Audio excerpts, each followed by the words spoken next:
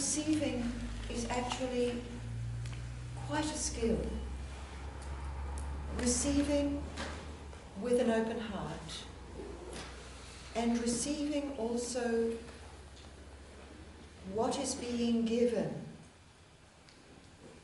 rather than cluttering the experience with what is not being given in that moment. It's very easy, it's very tempting when someone is attempting to give you something. Let's suppose it's simple thanks, or let's suppose it's a compliment, or let's suppose it's a gift of appreciation, or let's suppose it's, can I help you with something. And for a variety of reasons, it's very easy to deflect that giving and not to receive it graciously. And yet, when we do that, to a very significant extent, we're saying, I don't matter, or I'm awkward about the degree to which I matter, or you don't matter. So actually receiving, you know, it could even be an impersonal receiving, like receiving the beauty of the trees out there, really letting it come to you, really letting yourself absorb instead of thinking, gosh, I don't know why they don't prune that. so there are versions of that go on, you know, those sort of, it's the gospel of corrections, isn't it? Go on a huge amount of the time, you know. Somebody goes to the trouble of making dinner A, and you have somehow had it in your mind, you would have preferred dinner B. You know, all sorts of ways in which we deflect the reception of what the world and other people are giving to us, and even what we're receiving ourselves. For example, you could be on retreat and spend your entire time comparing this retreat to the 20 other retreats you've been to and finding it falling short, instead of, this is the retreat today. Yeah, this is the retreat today. This is what I could receive today. And this is today. Now, very often people's awkwardness with receiving is tied to a feeling of unworthiness. So, for example, somebody says something delightful to you, and you say to yourself, perhaps, hope not to the other person, they probably don't really mean it. They, you know, probably got no friends other than me. You know, they're very short-sighted.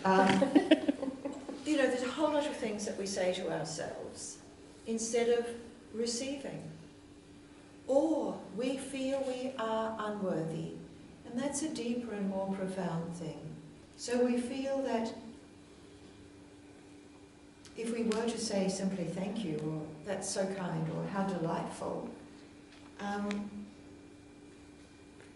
we would be untrue in some way to the image that we have of ourselves. So growing in a sense of love of yourself also means, and this is very significant, you will be less needy and demanding of other people. You will be less critical of other people. And you will be less deflecting and far more gracious to receive what others can give you.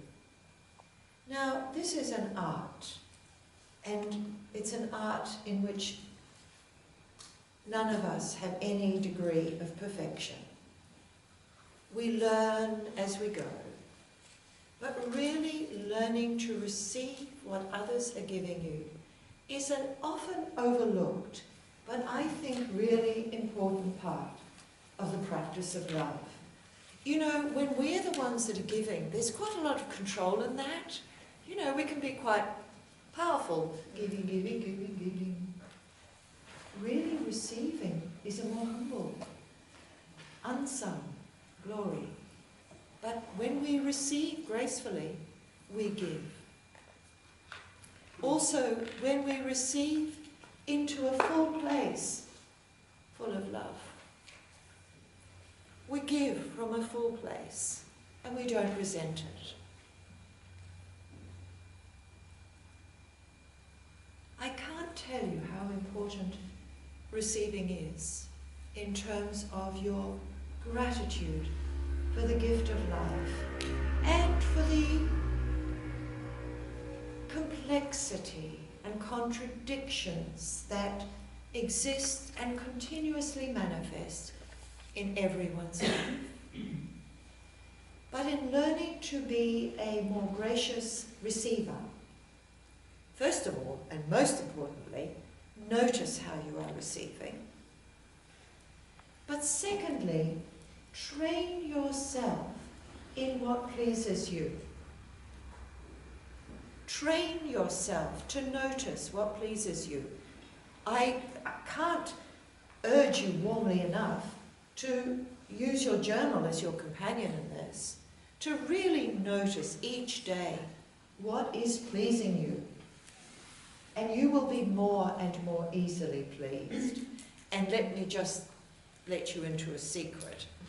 I'm thinking of writing a book called The Secret.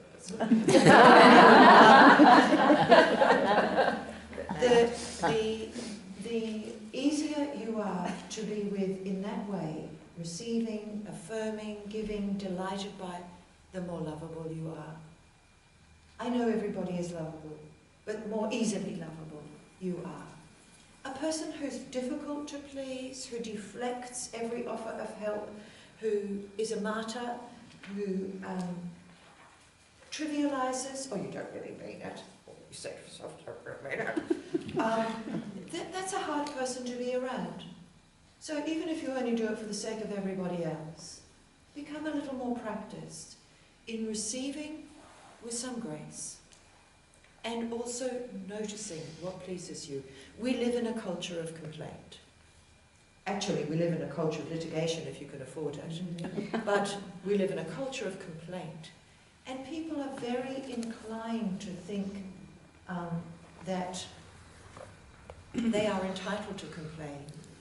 And somewhere sitting in that also, we overpraise in some ways, particularly our own children.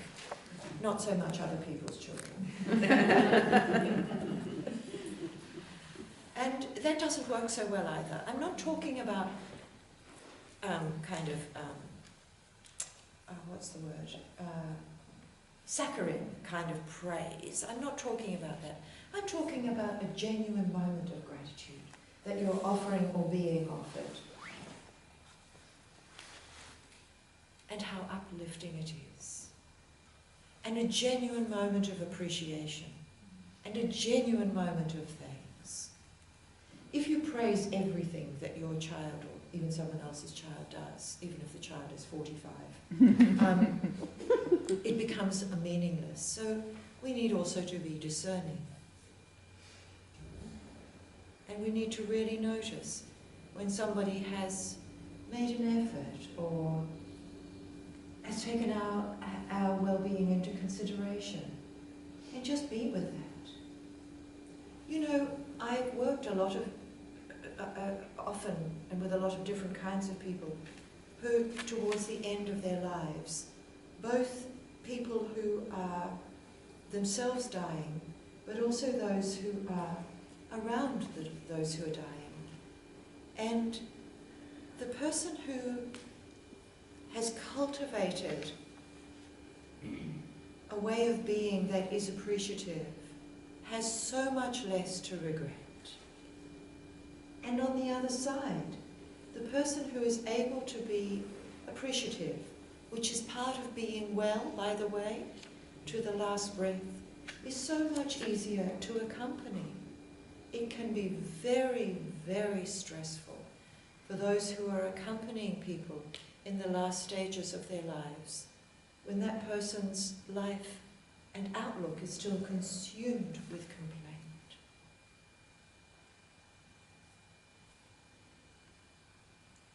From the perspective of love, from the perspective of growing your love of life and the love for the gift that is your life, which isn't to do with your ego. And it's often egoic activities that we overpraise.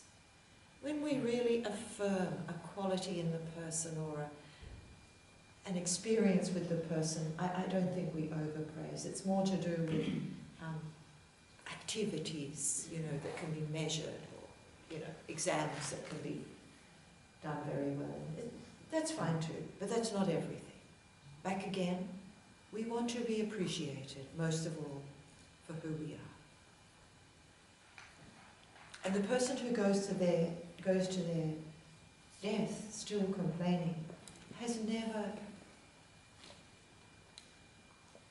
taken in the gift of love that is their own life. We can be very sorry for them, very sad for them, and very prayerful for them, but we don't want to emulate them. You have the opportunity, every single one of you, to grow your love for life and to be an appreciator and to be genuine with other people when they're having a hard time, not having to trivialize it because you have no fullness left or have no fullness. All right. Here's a beautiful teaching, and then I'm going to ask you if there are any questions, and then we'll move on. This is a letter that somebody wrote to each one of you. Let your kindliness of soul be evident to all beings. Is my microphone working? Yes. I hope it is. Let your kindliness of soul be evident to all beings. Let no anxiety take root in your hearts, but let your concern in all things be known to God by sending your thankful thoughts in supplication and prayer. And the peace of the beloved, that transcends anything the intellect can grasp, will keep your hearts and thoughts safe. And lastly, dear sisters and brothers, I say to you, all that is true, all that is worthy of reverence, all that is good and all that is holy, all that is lovely to look at and beautiful to hear, all that has virtue and deserves praise, let this be the content of your thinking. Isn't that a wonderful letter to receive? Can you receive that letter written for you with an open heart? Written with an open heart, written to your heart. It was written 2,000 years ago, but so what? It was also written this morning. It was written by Paul to the people he called the Philippians.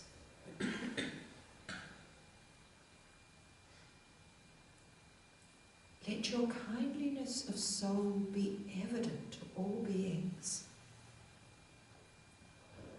Imagine the world we would live in if everybody who has had access to Paul's epistle to the Philippians had taken that line one bit seriously.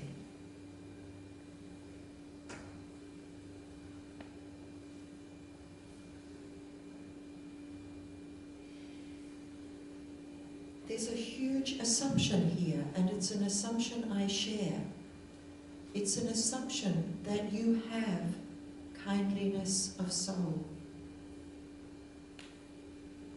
That every single being has kindliness of soul.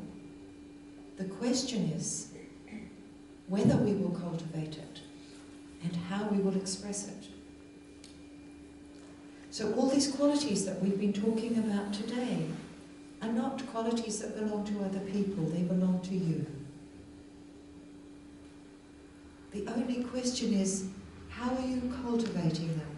How are you nurturing and nourishing them and cherishing them and affirming them and exhibiting them and forgetting them and remembering them? Because you will forget them, but they won't forget you.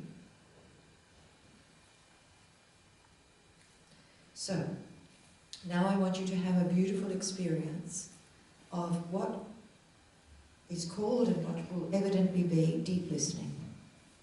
So I'm going to ask you in a few moments to go into groups of 3.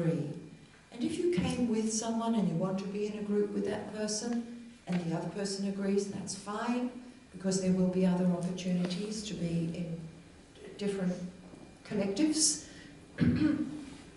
whatever you would like, but in groups of 3. And I want you each to take 10 minutes. And in your 10 minutes, you need not speak the whole time. You can speak the whole time. It's entirely up to you. What you're going to speak about is this statement: I have everything I need.